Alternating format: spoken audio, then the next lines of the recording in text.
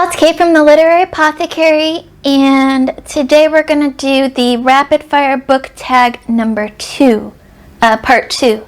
So I was tagged by Andrew at Andrew's Wizardly Reads to do this, and last week I did part 1 because there's like 50 questions, so I split it into 2 parts so it wasn't too long. I will link part 1 down below and in the cards up above, so you guys can go check that out if you haven't already. This is part 2, the second half of the question, so I'm just going to jump right in and get into this. Question 21, book jackets or not? Yes, I like book jackets. Sometimes I take them off when I'm reading the book because they get in the way and they slide if they're too slippery. But as you can see by a lot of my books, I have no problem with book jackets, and some of them are just beautiful. Question 22, who's your fictional boyfriend? Obviously Jamie Fraser from Outlander. Who else would it be? If you know me, you know it's Jamie. Question 23, favorite book couple. I would say I had a couple different that I had in mind here, but I would say Remus and Tonks from Harry Potter. I just love them so much as a couple, and yes, I love them. Question 24, favorite villain. A lot of these I feel like are questions that I've already answered in previous tags, but I'll go and do it because I was tagged. So if you've heard this before, I'm sorry. If not, that's great for you. It's question 24, favorite villain. I'd say Lady Macbeth from obviously Macbeth. I just loved Lady Macbeth so much. She is so dynamic as a character and the brains of everything, and she makes the play Macbeth so fantastic. Question 25, favorite book friendship. And there can be so many that I can list here. Obviously, Samwise and Frodo from Lord of the Rings is the obvious choice. All of the friendships in the Harry Potter series are obvious choices, but for me, I would say the friendships in Anne of Green Gables, like Anne and Diana's friendship, is friendship goals. But also, I love the friendship that develops between Anne and Michael. Oh, such good friendships in Anne of Green Gables, and I'll be reading that with Stephanie in December. If y'all want to join, let me know. There will be a chat in my Discord. Question 26, series, trilogies, or standalones. I say all of them. I did a video with Andrew and J.R. Trouse on this issue in fantasy. I believe it was a couple weeks ago, and it was such a great discussion. It was so much fun, and I will link that in the description also. But yeah, I read all of them. I would like to see more standalones, especially in fantasy. Trilogies are alright because they're just 3 books. Series is where the problem gets because there are so many. Obviously I read series because you know I'm obsessed with Outlander series, which is going to be 10 books total. So I read them all, I love them all, but I think I gravitate more towards the trilogies or standalones because you can read them in a shorter time. Question 27, weird reading habit. I don't really think I have any. Question 28, what's your favorite book adaptation? Here I'm going to say Keira Knightley in Pride and Prejudice as Lizzie Bennet. That whole adaptation, I think it was 2005, was so fantastic. They captured Pride and Prejudice so well in that film. It was so well done. Question 29, film adaptations or TV? I think TV works better because you can kind of do chapter versus episodes instead of movie adaptations, film adaptations, where you have to capture everything in one film. But film adaptations are more popular, although we're seeing more and more TV adaptations of streaming services and stuff. So I would go TV adaptations work better for books, but film is more popular. Question 30, what book needs an adaptation? And for me, this is Senlin Ascent and the whole Books of Babel series. It is written just like a TV series. I would love to see this adapted into TV. In my head, it's already a TV series when I read it, and it just needs to take that final step Question 31, favorite book world? And this one I'm going to say Gulliver's Travels, because we see all these different worlds in Gulliver's Travels, and it's so much fun.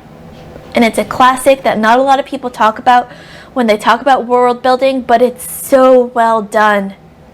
Jonathan Swift does such an excellent job building all these different worlds in Gulliver's eyes. Question 32, favorite writing style. This is a weird one for me. I'm just going to say good writing, because any kind of writing can be good or bad to me. I used to think that I was a plot-driven reader, and then I read some really, really, really amazing character-driven books, and I fell in love with those. And so for me, it's a good, kind of a good mixture of plot versus character-driven, and that, fine balance between them.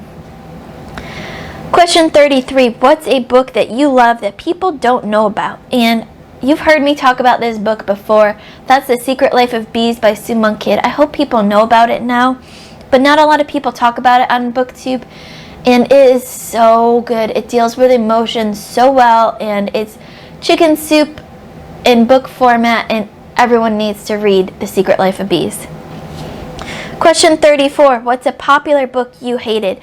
I wouldn't say I hated any book, but The Devil Wears Prada, I forced my way through, and when I tried to read book 2, that was the first book I DNF'd since school. So I'd say that book somehow made the bestsellers list, and it was so popular. I think partly because of the movies, which was so fantastic. The movie was amazing with Meryl Streep and Anne Hathaway. The book, nothing like it. Also, I would say Lies of Lockamora, because I DNF'd that after about 100 pages where I just couldn't follow it. But I know so many people love that book and that whole series, and I'm so glad that they do. Because I love seeing people love books, even if I don't love the book. So, yeah. Question 35, favorite childhood reads. Curious George, I grew up reading and learning how to write with that series. The Secret Garden, I used to dream that I was the main character in that book and pretend I was, and I had this secret uncle that came and took me away. Also, the Boxcar Children, I used to pretend and dream of being one of them and going on all their adventures together. I just loved it. Question 36, what's a book that changed your life? I'm going to say Tuck Everlasting by Natalie Babbitt. For me, this is a book that really captured and pushed my imagination for the first time. Besides all the, as a, I think I was late elementary school when I read this, maybe 4th or 5th grade, and it just sparked my imagination in a way that no other book at that time could. Question 37, what book did you hate in school? Again, hate is a very strong word, but for me, this was The Canterbury Tales by Chaucer. Oh my God, this book. This was so hard to get through, and then I read this as a freshman in college in my freshman English class, and then my professor made us watch this really poorly done adaptation of it in a movie, and didn't warn us that it was going to be graphic. And I was at this kind of Catholic university at the time, and I was just turned away forever from Canterbury Tales because of that experience. Question 38, a feel-good book. The House in the Cerulean Sea by T.J. Klune. Those kids in that book are just hugs. You just want to hug them and take them home with you, and you read that book and you can't help but feel good. Question 39, a book that makes you cry. A lot. So many. I'm going to say The Book Thief by Marcus Zuckuck. This book is a historical fiction book based on, I think, World War II, and wow, this book just had so many emotions in it. It definitely made me cry several times.